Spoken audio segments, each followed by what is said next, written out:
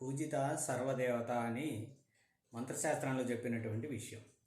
అంటే ఆంజనేయుని పూజిస్తే సకల దేవతలను పూజించినట్లే అని శాస్త్రోక్తి. ఆంజనేయ స్వామి ఆరాధన సర్వగ్రహ దోషాలను తొలగించి అభీష్ట సిద్ధిని కలుగజేస్తుంది. ఇటువంటి హనుమంతుడికి సంబంధించినటువంటి కొన్ని తెలియనటువంటి విషయాలను ఈ వీడియోలో తెలుసుకోవడానికి ప్రయత్నం చేద్దాం. హనుమత్ జయంతి జీవితంలో ఒక్క మారు చేస్తే వంశమంతా తరిస్తుంది అని చెప్పారు. మరి మనం ఎన్ని సంవత్సరాల నుంచి చేస్తున్నామో కదా హనుమత్ జయంతి, మరి ఆ ఫలితం కలుగుతుందా కలగట్లేదా అంటే దానికి సమాధానం పరాశర సంహిత చెప్తుంది.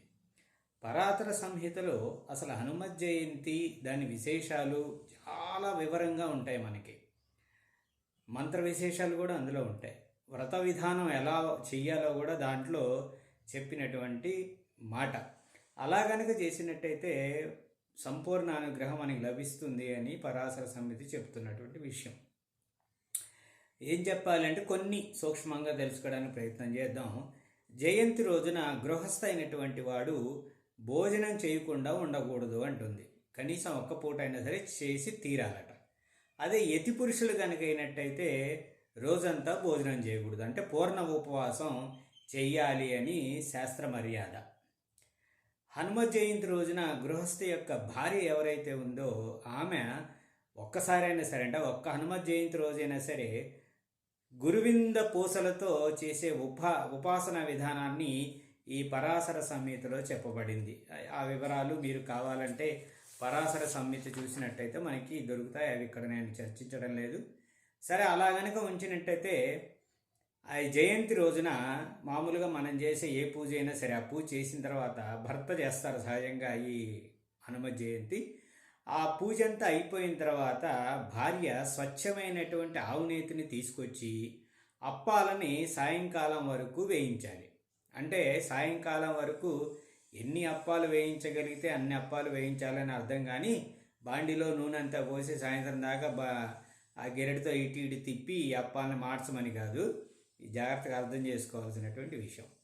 ఇలా తయారు చేసినటువంటి అప్పాలని సీతారామచంద్ర పరివార సహితంగా ఉన్నటువంటి దేవాలయానికి వెళ్ళి అక్కడ చిన్న లఘు పూజ చేసి ఈ అప్పాలని నివేదన చేసి తర్వాత ఈ సీతారామచంద్రుల ఎడల అపారమైనటువంటి భక్తి, హనుమత్ ఉపాసనకి సంబంధించినటువంటి వ్యక్తి ఎవరైనా గనక మనకి తటస్థిస్తే ఆయనకి సూర్యాస్తమయం అయ్యేలోపు ఈ అప్పాలని ఆయనకి సమర్పించుకుంటే హనుమంతుడి యొక్క సంపూర్ణ అనుగ్రహం మనకి లభిస్తుంది అని పరాశర సంహిత చెప్తున్నటువంటి విషయం. సరే, అసలు ఇంతకీ స్వామి యొక్క జననం ఎప్పుడు?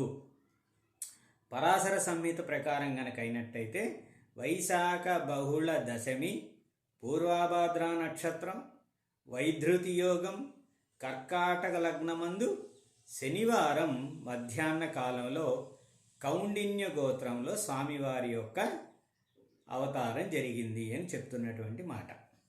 అయితే ఇది చూసిన తర్వాత వైశాఖ మాసంలోనే స్వామివారి యొక్క జననం ఎందుకు జరిగింది అని దీని వెనక ఏదో రహస్యం ఉండి ఉంటుంది అని శోధించగా ఈ 6 నెలలకు కానీ దానికి సంబంధించినటువంటి రహస్యం నాకు కనపడింది. అది ఎక్కడ కనపడింది? శ్రీమద్ భాగవతంలో. చూడండి, శ్రీమద్ భాగవతంలో కనపడింది. శ్రీమద్ భాగవతంలో చూసినప్పుడు మనం దాంట్లో కాల విభజన గురించి చర్చించడం జరిగింది. ఆ కాల విభజన చర్చిస్తున్నప్పుడు దాంట్లో రాయబడినటువంటిది ఏంటి అంటే ప్రతి మాసానికి కూడా 7 పాలకులు ఉంటారు అని చెప్తుంది. ఆ 7 ఎవరంట? ఒకరు బ్రహ్మర్షి, మరొకరు దేవర్షి, ఒక మహారాజు, ఒక రాక్షసుడు, ఒక అప్సరస, ఒక గంధర్వ కన్య, ఒక మానవోత్తముడు. ఇలాగా 7 ఎవరైతే ఉంటారో ఈ 7 ఆ మాసానికి పరిపాలకులుగా ఉంటారట. ఉదాహరణకి చైత్రమాసం తీసుకున్నాం అనుకోండి. చైత్రమాసంలో అప్సరస అయినటువంటి రంభ పరిపాలకురాలు. మరి వైశాఖ మాసానికి ఈ 7 పరిపాలకుల్లో అప్సరస కింద పుంజిక స్థలం ఉంది. ఇక్కడ దొరికింది నాకు ఆ లింకు. ఈ పుంజిక స్థల కారణంగానే వైశాఖ మాసంలో స్వామివారి యొక్క జననం జరిగింది అని అర్థమైంది మనకి. బహుశా మీకు పుంజిక స్థల గురించి తెలిసి ఉండొచ్చు, అయినా సూక్ష్మంగా చెప్తాను. ఈ పుంజిక స్థలనే రావణాసుడు ఒకసారి ఆకాశ మార్గాన వెళ్తూ ఆమెని వద్దన్న కొద్దీ బలాత్కారంగా అనుభవించినప్పుడు ఇంకా తను ఉండటం ఇష్టం లేక చనిపోతూ, ఓ రావణ, నన్ను బలాత్కారం చేశావు, నాకు ఇష్టం లేకపోయినా ఈ కారణం చేత నేనే మళ్ళీ పుట్టి నీ మీద కక్ష తీర్చుకుంటాను, నా వల్ల కాకపోయినా నా కుమారుడైనా సరే నీ వంశాన్ని నాశనం చేస్తాడు అని పుంజిక స్థల చనిపోతుంది. ఆ తదుపరి జన్మలో ఈ పుంజిక స్థలే అంజనాదేవిగా పుట్టింది. అప్పుడు కేసరి అనేటువంటి ఒక మహిమాత్ముడైనటువంటి మహా అరవీర భయంకరుణ్ణి ఆమె వివాహం చేసుకుంటే వాయుదేవుని అనుగ్రహం కారణంగా ఈ అంజనాదేవికి హనుమతి యొక్క జననం జరిగింది. ఆ తర్వాత కథంతా మనకి రామాయణంలో కనిపిస్తుంది. కాబట్టి వైశాఖ మాసంలోనే హనుమత్ అవతారం అని స్పష్టంగా దీనివల్ల మనం అర్థం చేసుకోవచ్చు. ఇలా ఒక పురాణానికి సంబంధించినటువంటి విషయం, దాంట్లో వచ్చే సందేహాలు ఆ పురాణాల్లో మనకు కనపడవు, ఒక్కోసారి ఎక్కడో దొరుకుతాయి, అదృష్టం అది దొరికితే మనకి. హనుమత్తు చాలా త్వరగా ప్రీతి చెందేటువంటి మహాపురుషుడు. ఇలాంటి మహాపురుషుడు మనకి స్వాముల్లో ఎవరు ఉండరు. ఒక్కో ప్రాంతంలో ఈ హనుమతి జయంతిని ఒక్కో రకమైనటువంటి ఆరాధనగా చేసుకుంటూ ఉంటారు. మనం మాత్రం దక్షిణాది ప్రాంతం అంతా కూడా వైశాఖ మాసాన్నే ప్రాతిపదిక తీసుకొని హనుమత్ జయంతిని ఈ వైశాఖ బహుళ దశమి రోజునే చేసుకోవటం ఆనవాయితీ. ఇప్పటికీ కూడా మనం గమనించినట్టు కొన్ని ప్రాంతాల్లో ఒక ఆచారం ఉంటుంది. ఏంటంటే ఆ ప్రాంతంలో ఒకే గోత్రంలో కుటుంబాలకు చెందినటువంటి వాళ్ళల్లో తోడికోళ్ళందరూ కలిసి ఈ హనుమతి యొక్క ఆచారంగా హనుమతి యొక్క పూజని చేసుకోవటం ఇప్పటికీ మనకి కొన్ని చోట్ల కనిపిస్తూ ఉంటుంది. సరే, ఏదేమైనప్పటికీ హనుమతి ఆరాధనలో మనం కొన్ని చిన్న పొరపాట్లు చేస్తూ ఉంటాం. అవి చేయకుండా ఉండాలి మనం. ఏమిటి అంటే, ఉదాహరణకి హనుమకి అరటిపండ్లు అంటే చాలా ఇష్టం. కానీ చాలామంది ఏంటంటే అరటిపండు చాలా చౌకగా దొరుకుతాయి, ఇది పేదవాడి యొక్క పండు అనుకొని చాలా ఖరీదైనటువంటి పండ్లు తీసుకొచ్చి స్వామికి నివేదన చేయడానికి ప్రయత్నం చేస్తూ ఉంటారు. దానివల్ల సంపూర్ణ అనుగ్రహం మనకి జరగదు. వేరే జాతి పండ్లు పెడితే దానివల్ల ఫలితం శూన్యం. అంతేకాదు, స్వామికి 5 సంఖ్య చెప్పింది మంత్రశాస్త్రం. 5 ఆకులు, ఒకే జాతికి చెందినటువంటి 5 ఫలాలు, 5 అప్పాలు ఇలా సమర్పించాలి. 5 ఏంటి మరి అని 108 సమర్పిస్తే ఇక హనుమత్ అనుగ్రహం ఉండదు అనే గట్టిగా చెప్పాలి.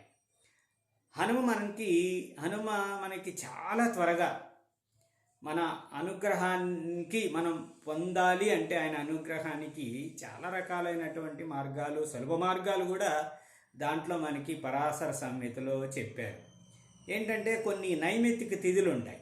ఆ నైమిత్తిక తిథులు వచ్చినప్పుడు గనక హనుమత్ ఆరాధన గనక చేసినట్టయితే చాలా విశేషం అది. అట్లాగే అరటి తోటలో అరటి చెట్లు బాగా కట్టి, అరటిగళ్ళు బాగా వంగి ఉండేటట్లుగా అలంకారం చేసి అక్కడ కనుక హనుమత్ ఆరాధన కనుక చేసినట్టయితే దానివల్ల వచ్చే ఫలితం మాటల్లో చెప్పలేనిది. అందువల్ల అరటి పళ్ళు, కదళి పూజ ఈ స్వామికి చాలా ప్రత్యేకంగా చెప్పారు. ఇట్లా ఎన్నైనా చెప్పుకోవచ్చు ఆయన గురించి. ఇప్పటికే వీడియో లెంత్ చాలా ఎక్కువైపోయింది కనుక ఇక్కడ మనం చిన్నగా క్లోజ్ చేయడానికి ప్రయత్నం చేద్దాం. ఈయన సప్త చిరంజీవుల్లో ఒకడు. అశ్వత్థామ, కృపుడు, అలాగే బలి చక్రవర్తి, ఇలా ఉన్నటువంటి వాళ్ళలో ఈయన కూడా ఒకడు. ఇప్పటికీ కూడా గంధమాదన పర్వతంలో రామ రామ అంటూ తపస్సులోనే కేంద్రీకృతమైనటువంటి స్వామి ఆయన. కాబట్టి ఆయన యొక్క ఆరాధనని శాస్త్రబద్ధంగా మనం పూజ చేసుకొని ఆయన అనుగ్రహాన్ని పొందడానికి ప్రయత్నం చేద్దాం. మన గ్రూప్ సభ్యుల్లో చాలామందికి గుర్తుండే ఉండొచ్చు. ఒక 2-3 సంవత్సరాల క్రితం అనుకుంటాను, మా ఇంట్లో హనుమత్ పారాయణ చేసినప్పుడు ఆ రోజు మధ్యాహ్నం ఒక చిన్న వానరం ఇంటి పరిసర ప్రాంతాల్లోకి వచ్చి రోజున్నర ఎంత పిల్లలు అదిలించినా కూడా పోకుండా అలాగా అక్కడే ఉండిపోయింది. దానికి సంబంధించి నేను హనుమత్ వైభవం అని ఒక వీడియో కూడా చేశాను, మీరు దానిలో కూడా చూడవచ్చు. కాబట్టి ఈ విధంగా హనుమత్ ఆరాధన చాలా ఘనంగా చేసుకొని ఆయన అనుగ్రహాన్ని పొందడానికి ప్రయత్నం చేద్దాం. హరి మర్కటాయ నమః. ఓం.